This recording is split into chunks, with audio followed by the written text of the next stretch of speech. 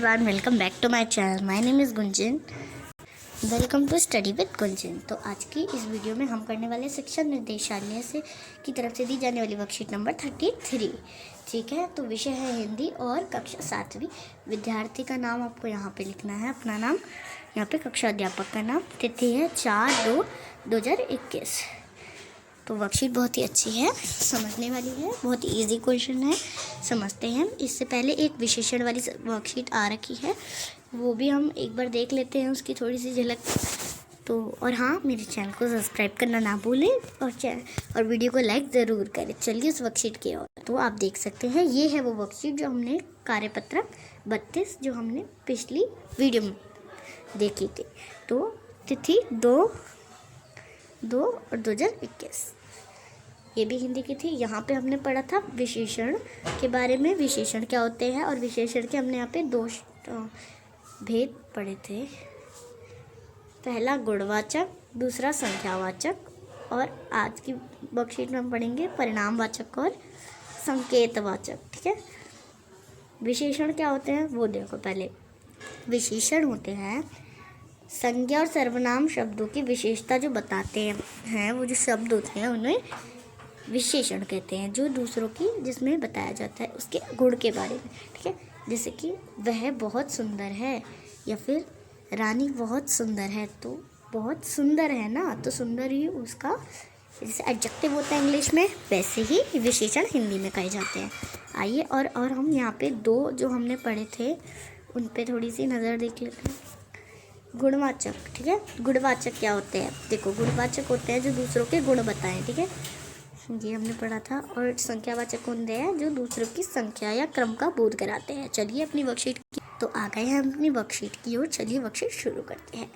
तो यहाँ पे हैं, प्यारे बच्चों, आज हम विशेषण के बाकी 2 भेद सीखेंगे। ठीक है, तो हमने गुणवाचक और संख्यावाचक पढ़े थे। आज हम पढ़ेंगे परिणामवाचक और आज हम पढ़ेंगे सार्वनामिक या फिर संकेतवाचक कह सकते हैं इसे। ठीक है, चलो पहले इसका मतलब समझते हैं। परिणामवाचक, जिन विशेषणों से संज्ञा या सर्वनाम शब्दों के माप तोल का पता चले उन्हें परिणामवाचक विशेषण कहा जाता है।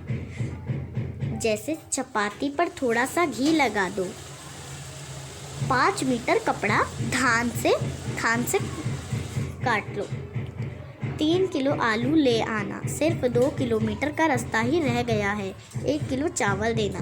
देखो, अब देखो, परिणामवाचक होते हैं जिसमें वो शब्दों का जैसे बताया जाता है, जैसे जिस तरह से 5, ये देखो, चपाती पर थोड़ा ही घी लगा दो। थोड़ा, अब थोड़ा में तो हमें पता नहीं चल रहा ना, अगर बोले 2 चम्मच घी लगा दो या फिर 5 चम्मच ऐसे बोलते तो यहाँ पे थोड़ा है, तो इसमें परिणामवाचक ऐसे आ जाता है 5 मीटर यानी 5। ठीक है, 5 मीटर हो गया। इसमें ये आ जाता है 3 किलो, 3 किलो। ठीक है, सॉरी, 3 किलो। अब आगे देखो, इसी तरह से 2 किलोमीटर का ही रास्ता रह गया है, 2 किलोमीटर। ठीक है, 1 किलो चावल ले आना, 1 किलो चावल ले आना, ये हो गया। अब देखो, परिणामवाचक विशेषण के भी 2 प्रकार के मतलब जो परिणामवाचक होते हैं विशेषण, वो भी 2 प्रकार के होते हैं। चलिए उनके 2 प्रकार जो होते हैं वो किस प्रकार के होते हैं वो देखते हैं। निश्चित परिणामवाचक विशेषण, एक होता है अनिश्चित परिणामवाचक विशेषण। याद रखिएगा, निश्चित परिणामवाचक विशेषण और अनिश्चित परिणामवाचक विशेषण। आइए इसको समझते हैं। पहले समझेंगे निश्चित परिणामवाचक विशेषण, जिन विशेषण शब्दों से किसी निश्चित मापतोल का पता चलता है उन्हें निश्चित परिणामवाचक विशेषण कहते हैं। ठीक है, जैसे निश्चित, जैसे कि यहाँ समझिए, 5 मीटर कपड़ा थान दो, यानी यहाँ पे 5 यानी एक नंबर जो होते हैं, अंक होते हैं, उनका पता चल रहा है ना, तो उन्हीं को कहेंगे माप तोल का पता चलता है, जहाँ पे उसको निश्चित परिणामवाचक विशेषण। अगर आपको सेंटेंस आता है जैसे कोई 5 मीटर या फिर 4 किलो आलू दे दो, ठीक है, 4 किलो आलू दे दो, तो ये किस में आएगा? निश्चित परिणामवाचक विशेषण में।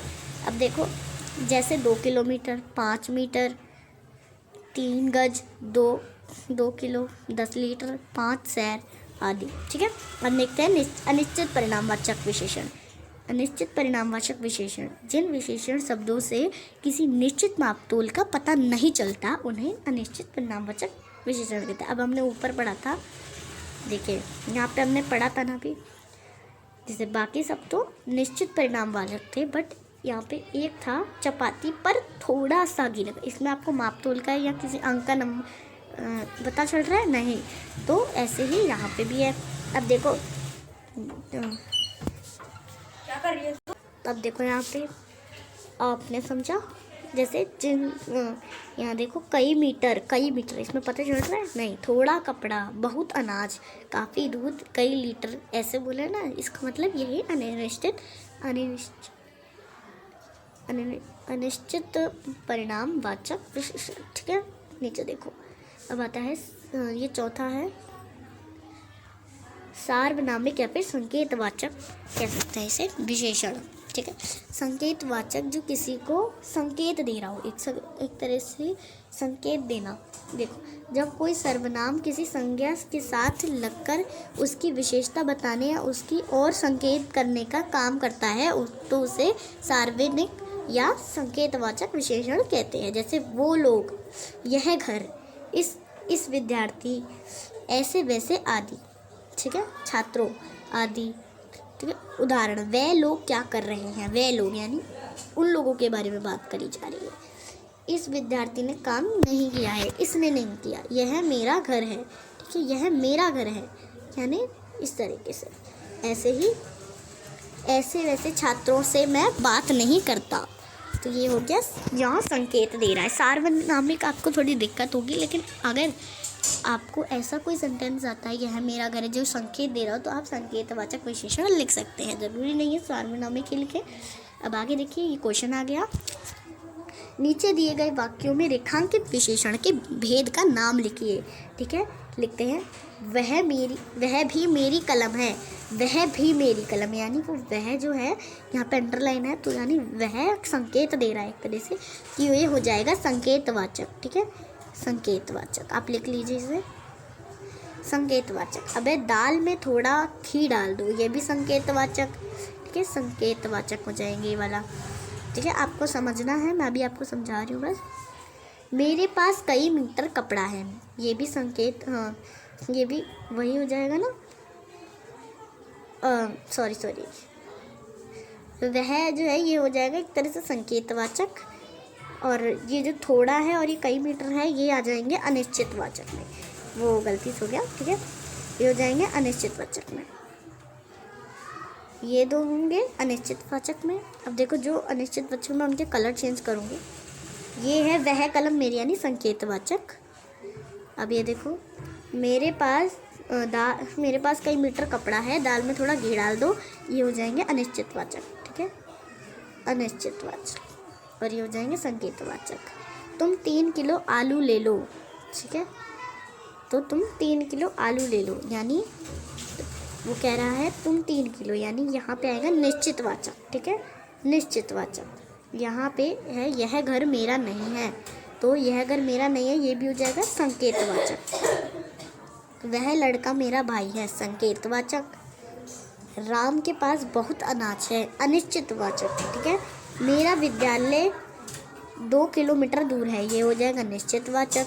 ठीक है, मेरी कमीज के लिए 2 मीटर कपड़ा चाहिए, 2 मीटर। ठीक है, तो यहाँ हो जाएगा निश्चितवाचक। ये लास्ट देखो, जाओ बाजार से थोड़े चावल ले आओ, अनिश्चितवाचक। ठीक है, तो आपको ये करना है, समझ आया? मैं आपको समझाती हूँ,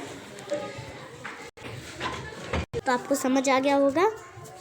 ये है संकेतवाचक। ठीक है, ये है अनिश्चितवाचक,